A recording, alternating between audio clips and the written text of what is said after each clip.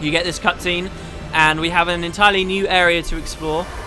Looking for Jekt in the Sea of Sorrows, which is a cool name for a place. Obviously a place in the GW universe as well. But yeah, so we're going to move down. They do some cool mechanical things here too. First of all, interesting music, but look at the minimap right now. What? Is that some kind of map? Well, as I move around, all will become clear that it's a fog of war area.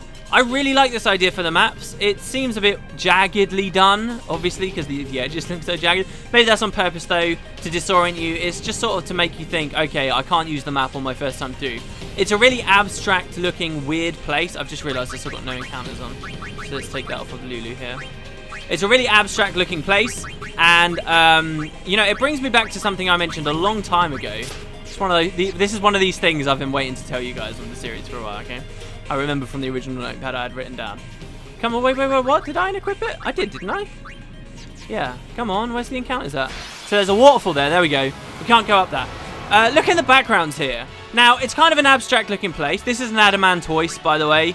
These things, I don't know, they're fairly common in Final Fantasy games. Not in all of them, but they are in many Final Fantasy games, so they're pretty cool. Very, very tanky enemies. As ever, I'll be showing you guys one of each encounter, and then we'll be cutting the fights. But look at the backgrounds. It's artistic, sure, but I don't really like it. And it's something I mentioned at the end of the Azuric Let's Play a couple of months ago.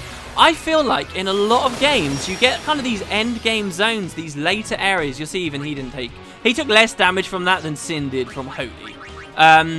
It's one of these things that I feel like devs, they run out of time to develop areas, or they just think, look, we've got all these random assets, let's just string them together in some way and see what kind of mess we can put up with. Like, there's been no effort put in here, really, or let's be honest. It looks kind of ugly, especially in the backgrounds when you look around. It's just not that appeasing, and I don't know. It's not that I hate these things, I just like to point them out when they're there, because this is certainly a trope in a lot of video games. You get towards the end of the game and you just get all this ugliness. It reminds me, I don't know whether I mentioned it in Azuric, but there's a game called Jet Set Radio Future I really enjoyed on the Xbox original. And on that, there's some of the late game areas there, they're just these messy playgrounds. Anyway, check it out. Here's an energy rain. This is Tidus's third overdrive. Oh, and I almost messed it up. Haven't seen this one yet. We have to use this thing like 50 times to unlock his final overdrive. We will be seeing it, don't worry. I've got a save file where I already have it. But, you know, it just goes to show how difficult these are to get. And 1,000 damage there. Really not too impressive. Let's mug from this guy also. Get healing water. So do you remember at the monster arena we had two areas we had never been to? One of them was the Omega dungeon. The other one was this place. It's inside Sin. So if we try and walk up here, you'll see there's a chest there, but we slide back down. So how do we deal with that? We're going to have to find an alternate route. There's like 3 or 4 hidden chests in this area. I do aim to get all of them. So here's some more of the enemies. These are Ahaireims. Giant one-eyes. I think they're almost the same as the ones on Gagazet, actually.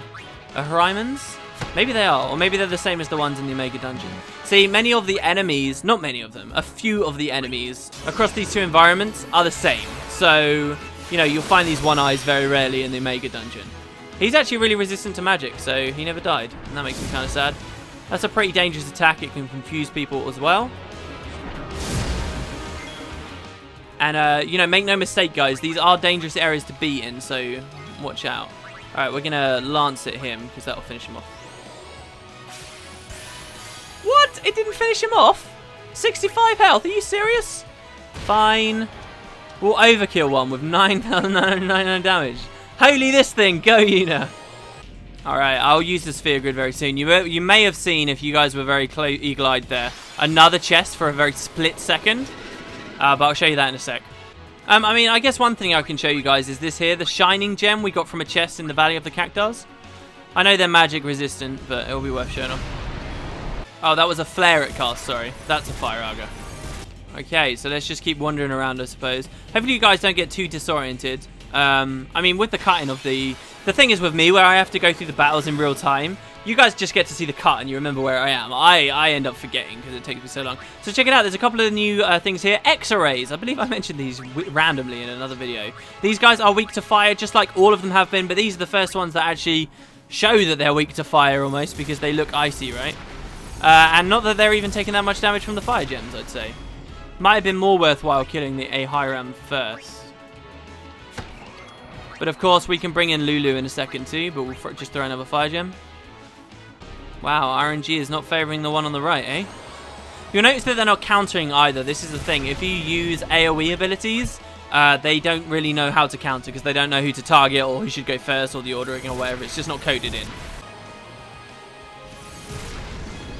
Yay! So Riku's new overpowered equipment gets a chance to shine. 0 damage from fire, fireproof, I guess. How is this guy lower than this guy? I feel like this guy's been hit so much more. Alright, never mind. Yay, 6k. Probably would have one-shot it if Kamari wasn't so slow. No, I just healed it! God damn! Oh, and then he used pollen. Okay, that's pretty bad. And by pretty bad, I mean really bad. I guess Riku's going to be invulnerable anyway. Jesus. Alright, let's just bring Lulu in and one-shot it with her. Okay, that's that. So now we're linking back up. You'll notice we could have gone either left or right earlier. So we're just linking back up. You would just want to keep your eyes off of the map, basically. I'm really not concerned about the strength of my party right now. I'm really not. So I have no qualms with it. So yeah, just keep your eyes off the minimap. Just look at the actual game and see where you can see pathways there instead. Okay, so when you get to this glyph with like the Yevon symbol in the middle of it, just move up. A lot of these extra chests, they just require a lot of backtracking. Here we go. So here's some new enemies. These are the Gemini. They are very slightly different. They're both called Gemini, but you'll notice that they both absorb opposing elements. So this guy absorbs water and ice. This guy absorbs fire and lightning, which is weird because I'd guess from their color schemes that they absorb the other ones. So you just want to pay attention to that and make sure you make individual people attack whoever. They also have defense on them, as in you need piercing weapons to be able to do decent damage to them. Armor break also very useful. We've seen some of these, the original ones, the Iron Giants in the Thunder Plains. Treat them the same, just make sure you're cautious of their their absorbative properties. That is so not a word. Alright, so wait. I can't remember. Does this mean this guy's weak to Fire Arga because he looks like he should be weak to the other ones? Yeah, there you go. Okay, cool. So we'll just spam Fire Arga. Actually, I'm sorry, Kamari. You're too slow. I don't like you. I feel like even Lulu's quicker than you, and I don't know how that's possible. Maybe it's possible because I had her do all the extra stuff. So this guy... So if I want to attack with lightning, I want to attack this guy. But he's not been armor broken, so he's just going to continually defend. Dark attack, as always, is super powerful. Really, I just want to focus one down. So I guess we're going to have to focus the one on the left because that's the only one that Waka can attack right now. Anyway, that's some serious damage I'm going to go. Unfortunately, can't really use a Fury with Lulu right now, even though her overdrive's up, because it would mix the damage across both, and you can only do one element, so one of them is going to be healing. So we'll come over here. Now, I've got Water Strike on the Brotherhood. That's going to be a problem, isn't it? Yeah, because he absorbs water. Sure. All right, so we'll swap that off. Instead, go with the Avenger. And there we go. They got some cool attack sounds here. Reaper. They don't always mimic each other, in case you're wondering, based on what we just saw there. One more attack from Auron should kill this one. We can try and mug too. You're going to get stuff like curtains. So there's a light curtain there. I actually said like curtains, not a light curtain there, believe it or not. I mean, I kind of like the switch hit here with Zombie Touch. That's a cool weapon. It's just got the default Blitzball looking attack on it. We're kind of getting lower. Reaper's going to do a lot of damage here, but whatever. Oh, that was a huge crit. I'm gonna have to Mega Potion. I don't wanna die. And down he goes, immune to zombie. Why? Because he's a friggin' giant. It's funny, those enemies look so much like Machina, right? But they're not Machina. They're just fiends. They're just Fireflies made something cool looking, something weird. Once you've explored places like this with Fog of War for the first time, the map will always be revealed for you. The other dungeon, the Omega dungeon, has a Fog of War mechanic on it too. It's just very end game stuff. Okay, that's fine. I think we're sort of getting close to having seen all the enemies. There's more variety, but deeper in. So here we go. We got another Behemoth here. This guy's more powerful though. This is a Behemoth King, and with no capture stuff, I'm expecting his big Meteor attack to do a lot of damage. Someone actually said that Meteor isn't cast by regular Behemoths, only Behemoth Kings. So even that crazy situation we had in the Gagazet Caves, it doesn't matter anyway. We're going to open up with some pretty brutal attacks here, with an attack reels.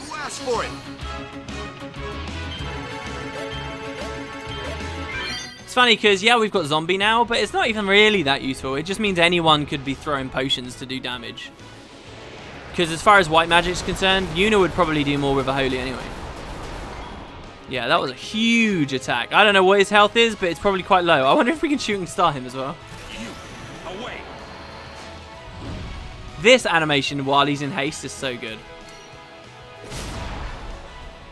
No, didn't work. He's immune. Oh, no, there you go. Well, he's dead anyway. So this is Meteor, guys. I think we should be all right. Oh, no, we might... Oh, no, we're dead. I don't believe it. I don't believe it. Wow.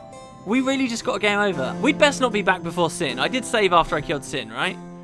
Oh, no. So anyway, brutal attack. Oh, no. I'm sure we saved it, didn't we? Yeah, no, we're inside Sin. Alright, guys, I think this is about where we died. I've actually put no encounters gear on because I'm pretty sure... Correct me, maybe there's like 1 or 2 things we haven't seen here, but we'll be seeing them in the Omega Dungeon anyway. I'm pretty sure we've seen most of the fiends. So, over here, if you walk back once you get to like the 3rd Yevon symbol, where I just cut back in, this is the first chest we saw above the first waterfall. You see actually a butterfly seems to go by there. It's got a special sphere in it. You will have also just spied another chest. There's one way across the whole area for us here, but there was also another one right here, so you want to grab this while you're in this general area. This one's got a phantom ring. This is gear for Lulu. Blah, blah, blah. No, why do I think Lulu? It's obviously for Yuna. She's always had the rings. So a phantom rim, water eater, fire eater, lightning eater. Very similar to the thing we got for Lulu, right? With all the eaters on it also. So it's just slightly different elements. And it gets a free slot on there too. Really, really good gear. I would... Actually, why didn't I equip that onto Yuna? What's she already got?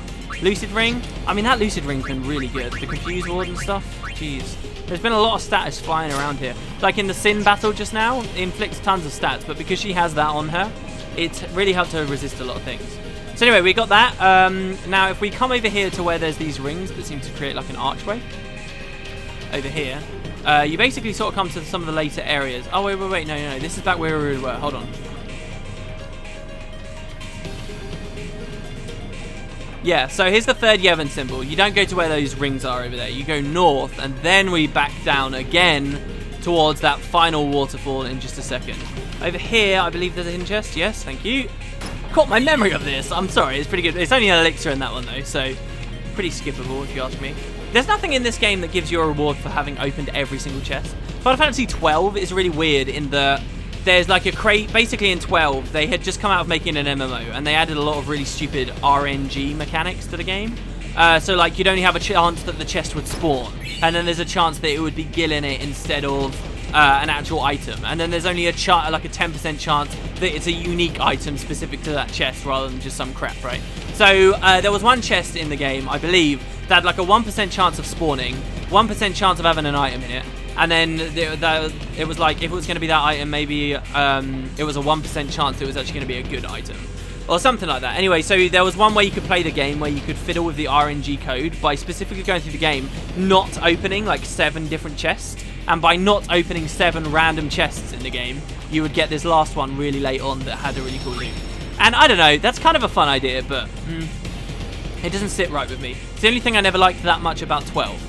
But the international version of 12 added all these features that made it easier. Like, if the chest didn't spawn, you could just walk one screen away and come back and it would respawn, instead of you having to walk miles away really slowly and then come back and stuff like that. Anyway, let's unequip this thing now. Now that we're out of this area, the Sea of Sorrow, as I say, that's something obviously that some of you guys will recognize from Tyrion stuff. Let's unequip this here.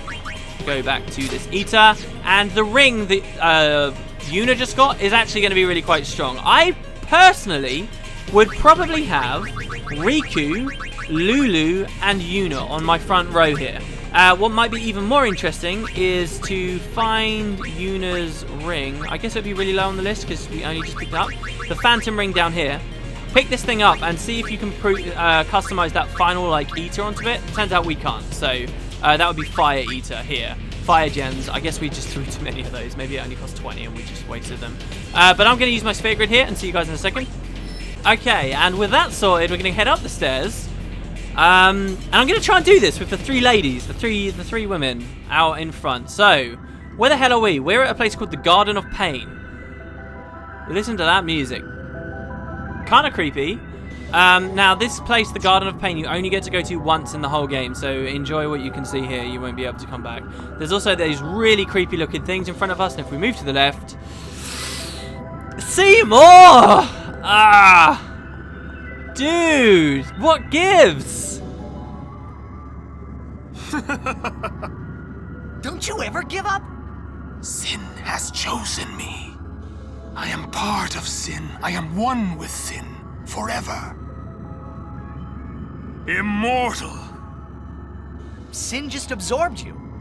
I will learn to control it from within.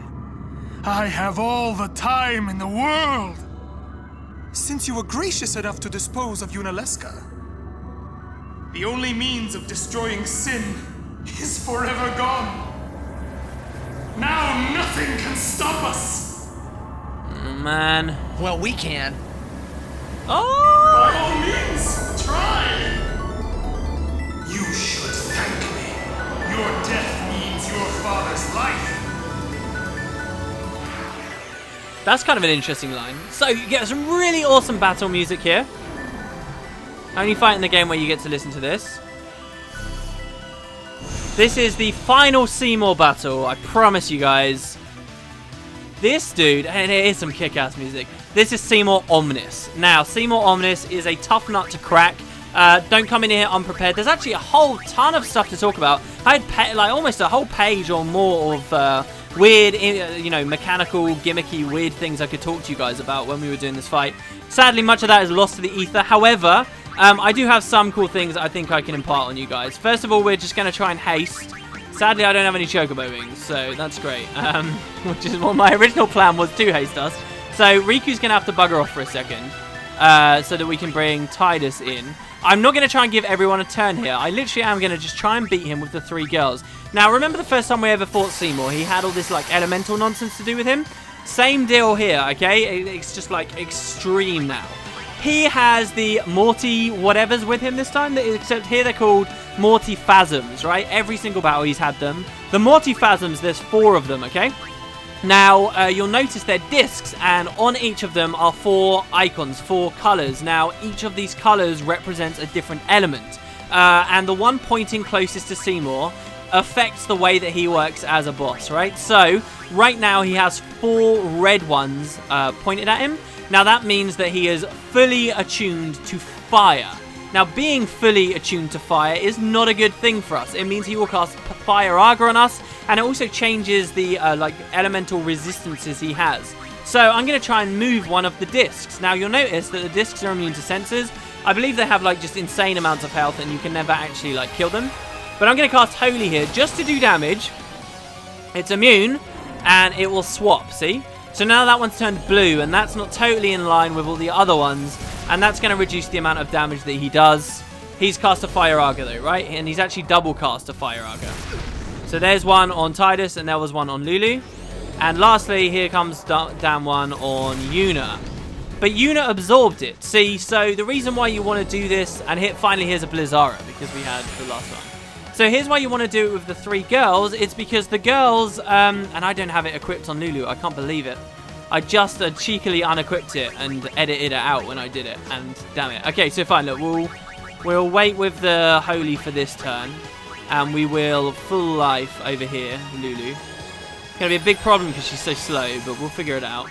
We will haste her again. I wanted to have Tidus off the board at this point, but we're gonna have to haste Lulu. And I've got to wait for her to have a turn before I can change her armor. So we'll go with Yuna again here and Holy another one of these. Holy, so she's only got half MP cost right now, but that's fine because she's still got plenty of MP. So we'll Holy this one down. Actually, could we not just physically attack? Can we not just physically attack, or is it out of range? Yeah, it's out of range, so we have to cast a spell. Damn it. Alright, well, do we have to cast such an expensive spell? Reflect, Dispel. I don't think any of them are offensive enough to do any damage, so... Alright, fine. We will just go with a Holy down here, like that.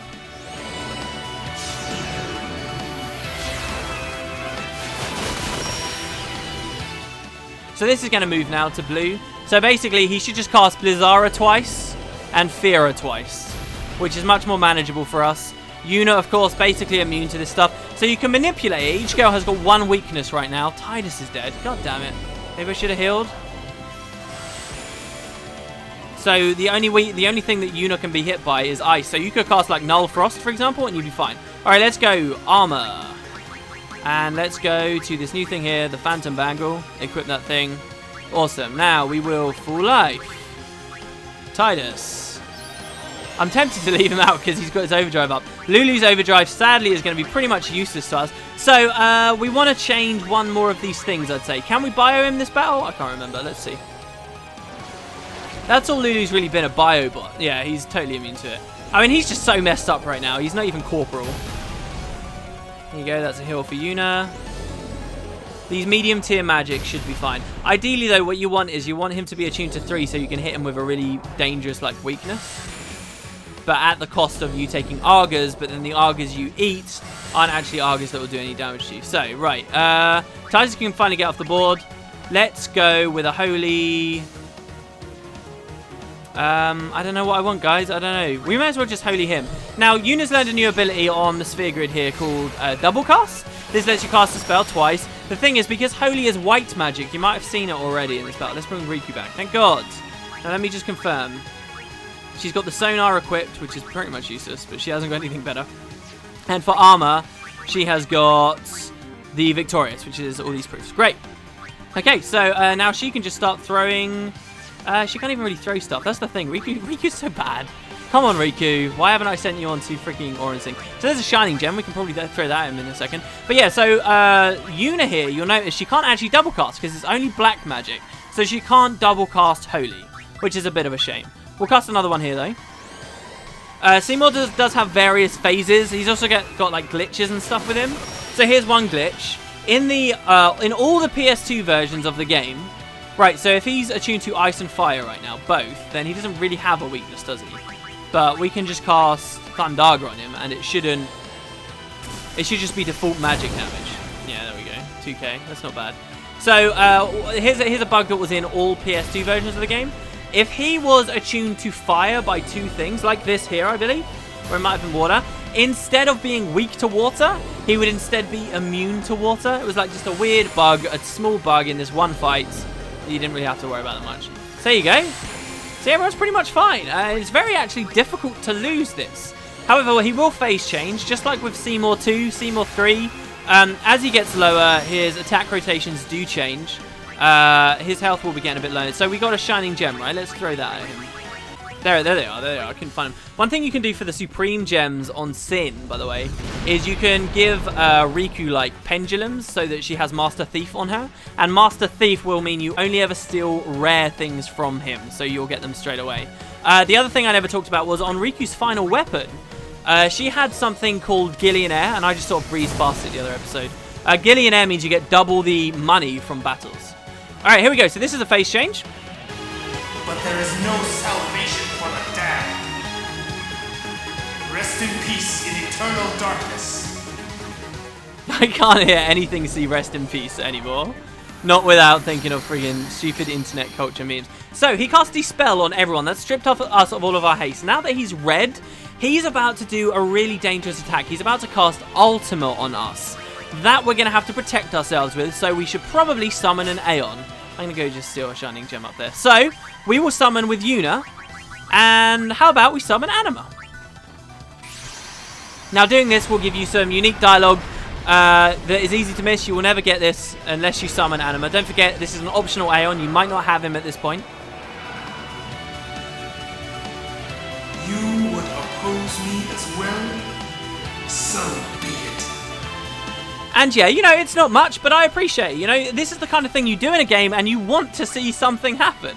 So we're going to shield here. Let darkness take you.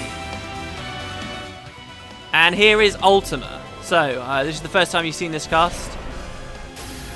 You'll notice it may look like something you recognize, and that is Requiem. When we got to play as Seymour all that time ago, and we got to use his overdrive, he used an ability called Requiem as an overdrive, and it was just a reskin of Ultima. So he will do that once on phase change. Now you'll notice he's not red anymore. He's going to get 3 turns after we do this, but I'm going to cast Oblivion with Anima and see what happens. Now, previously in the other fights against Seymour, if you tried to summon an Aeon, he would use the skill Banish on them and get them off the field instantly. It's not something I had footage of on this series, but basically it's like Eject, only for Aeons.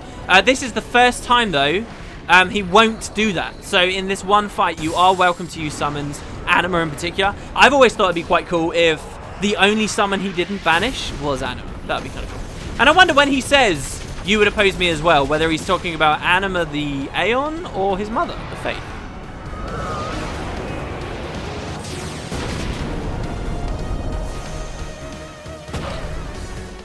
You notice that didn't really do very convincing damage there. But it moved all of these things around all over the place. Oh, actually, I think just after phase change this happened. So now he's super powered Blizzaga right now. And he's going to kill us. He gets 3 goes in a row. I fail to see how we'll survive here. Because each of those 3 goes, he's going to cast Blizzaga 4 times. So we're halfway into his first of 3. My only fear is that this will come to hit the ladies once they come back. But I think enough of them are immune and eat blizzard damage for it to be fine. And we don't have to really worry that much. Something else that's kind of mechanically weird here. That Ultima he cast on us. Yeah, we defended, so it didn't do much damage. That Ultima is actually not normal Ultima. Like, if I were to learn Ultima on my Sphere Grid and I wanted to cast it, it would be a very different... It's a big risk to get rid of Lulu because she's so slow, but... Well, because she can absorb so much stuff, but I need to have Tidus or someone out there who can keep people actually up at pace. I mean, Riku's not doing very much. Maybe I could swap Lulu back now. I don't know. So he's got 33,000 health left. And he's vulnerable to fire big time right now. So let's see what we can do. We can throw a fire gem, but the thing is it's splash damage that will go all over the... Oh, no, it's not, because these guys are in the back row while this guy's in the front row. So do you remember when we used like that AoE overdrive a while ago in Zanarkand and only hit one person? That can actually be used to your advantage here. So we'll cast on him. But yeah, so the Ultima, if I learned it, it would have like a base magic power, base strength or whatever. And it would do a hell of a lot of damage, let's be honest. Well, Seymour's Ultima actually does way less damage. It's just, I guess, to make it more easy for you to deal with as players. But he does do less. They definitely, you know, they tried to err on the side of, you know, the players with this game and not make things so ridiculous. We'll go Fire Gem again. I know I'm leaving Tidus low. I don't mind, though. So what are we doing here? She's each turn doing, what, maybe 3k? Oh god, now he's going red again. So this is going to be a big Dispel coming across. See, that should be like Dispel Gut, really, because it's casting all 3 of us. That's fine, though. Fire Gem.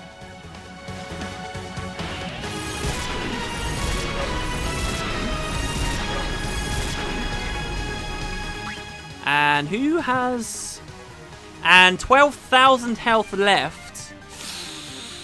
Ooh, we could maybe kill him. Let's see, if we holied here on Yuna, and then we need 2 holies, basically, right? I mean, that would be a pretty YOLO strategy, so I don't know whether I should. Let's just bring a summon out. Let's bring out Bahamut. So once again, by the way, we could obviously Yojimbo this guy.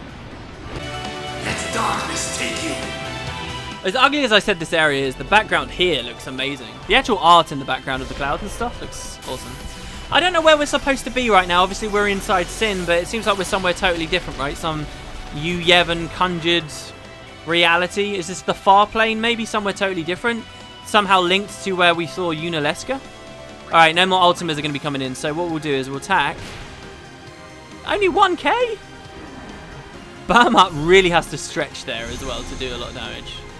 That's fine, he's attuned, but I don't mind that. Go another one.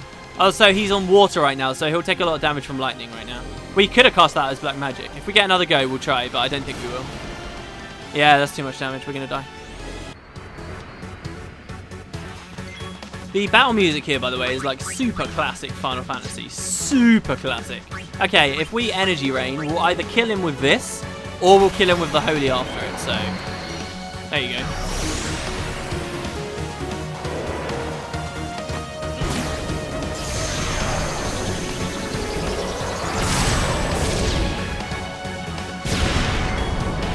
Wow, that only did 2k. That's madness. That only did 2k damage? Alright, so Lightning Gem then, I guess, since you're so weak to lightning right now.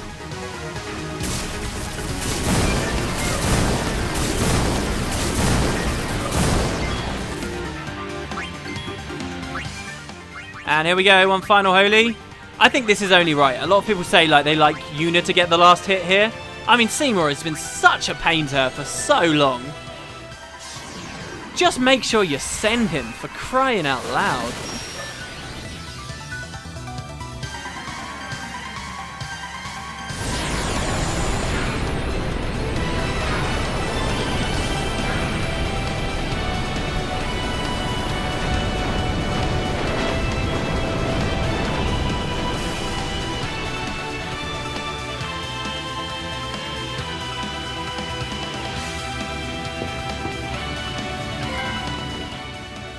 You've earned the trophy Destination of Hatred.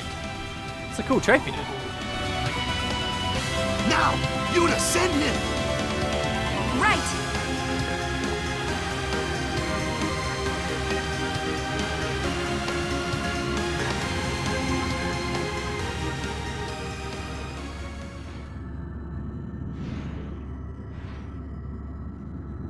So, it is you, after all, who will send me.